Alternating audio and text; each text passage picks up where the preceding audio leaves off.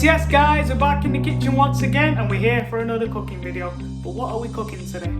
Soon find out in a second.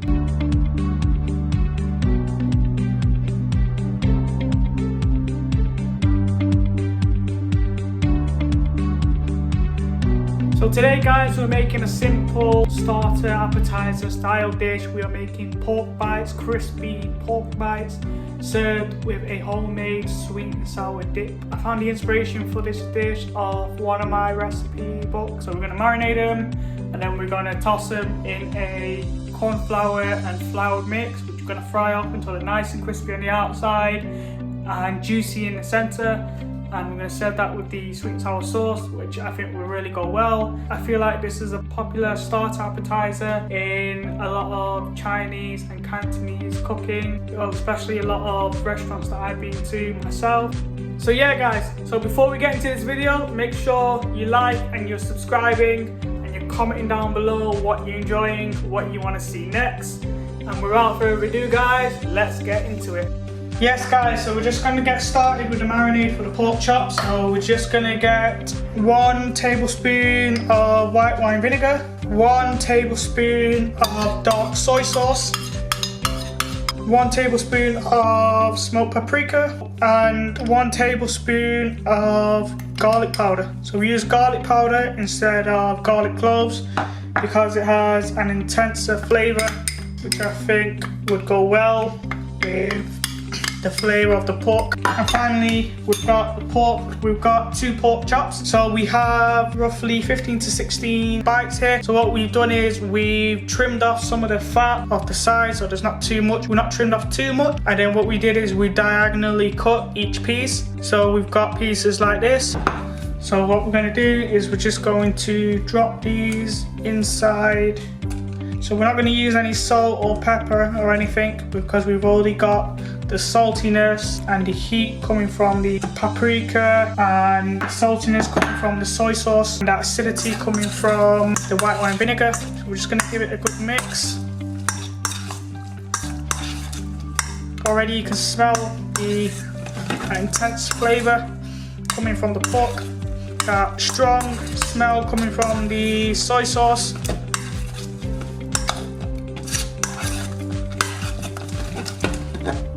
As you can see, now what we're going to do is we're going to cling film that.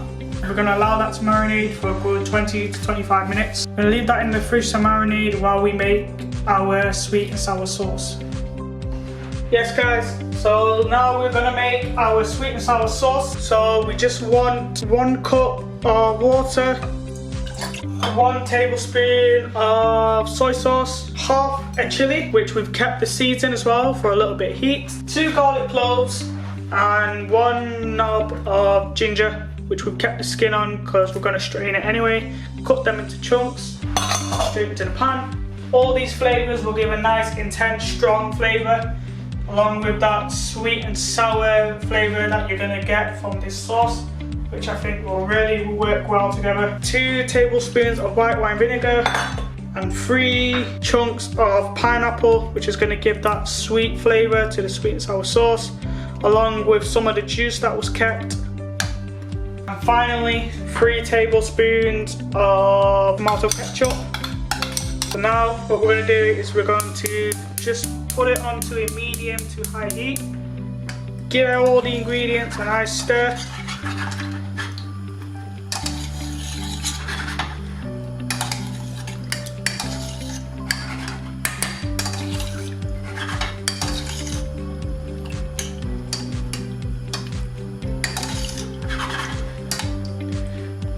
Just allow them to submerge within the sauce. So we're just going to put that on a medium heat. I'm just going to leave that to simmer for about 20 to 25 minutes. We want that to reduce down to a syrupy consistency where it's nice and thick. All the flavours have been infused and you can really identify every single different flavour within the sauce. Allow that to cool, intensifying the flavour, and we're going to serve it with the pork bites. Also guys, if you want to add a little bit more tomato ketchup, you could always do that. As it reduces down, if it's too thin, you could always add a little bit more.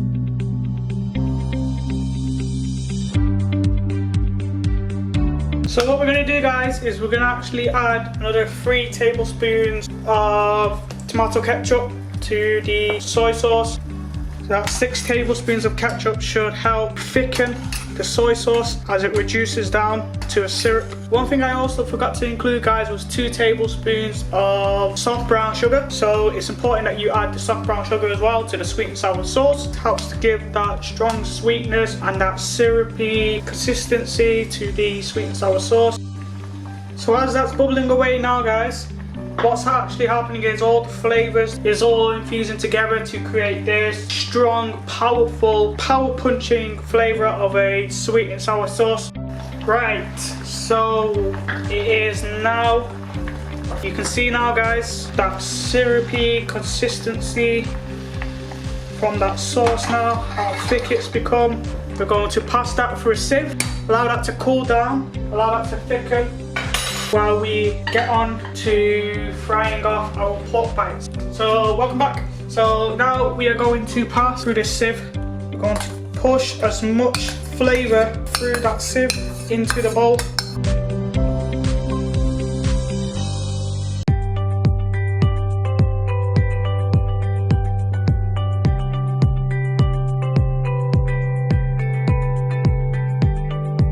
Leave that to the side, allow that to cool down and mature and intensify in flavour, and we're going to get onto our pork bites.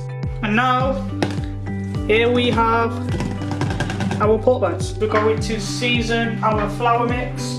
We're going to get our saucepan of oil on. So here we have our flour mix, our 50-50 corn flour and flour. What we're just going to add to this is just a tablespoon of garlic powder, 1 teaspoon of salt, and a little bit of cracked black pepper. Give that a little shake.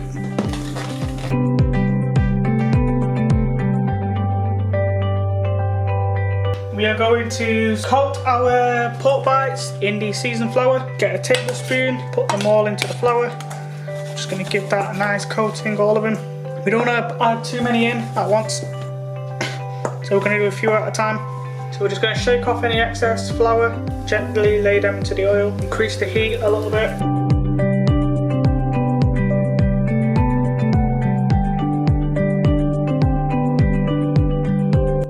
Okay guys, a good 2 minutes later, these are our crispy pork bites. You can see how they blistered up, nice and crispy on the outside, lovely texture. Can't wait to taste these.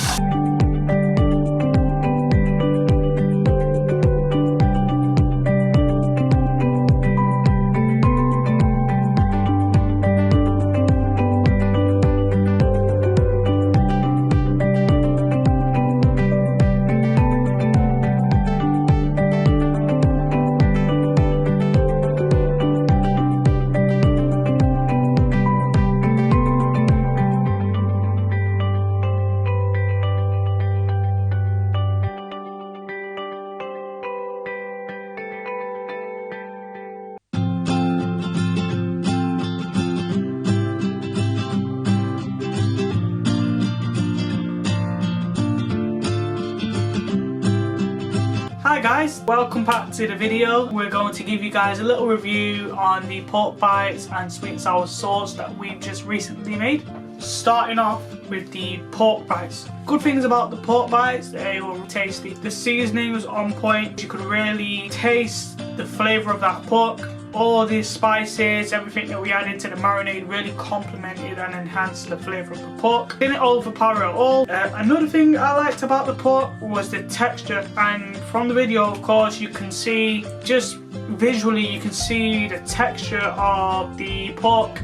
The way the outside blistered, went crispy as anything, like little boulders like I called it, and as soon as you bit into it, it was just, you could hear that crunch and that crackle in your mouth. But all in all, the pork bites, I can't really complain on anything that went wrong. In the future, I would look to experiment with different flavours to even further enhance the pork, add a different dimension to the flavour of the pork.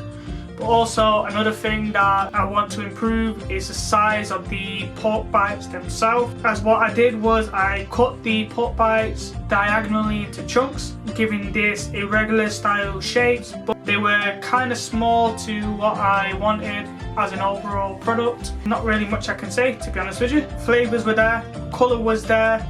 So number one, it really had a punch of flavor. That garlic, the ginger, really as soon as you taste it, just hit your chest, grew some hairs on your chest, as they say. You could really identify those flavors. Consistency was almost there, but wasn't really much positive feedback I can give about the sweet and sour sauce, apart from the ability to be able to identify some of the flavors, not all of them, which was a bit disappointing, but also leaves room for improvement. So some of these recipes that I'm producing are first time recipes that I'm actually doing, so they're kind of trial and error recipes.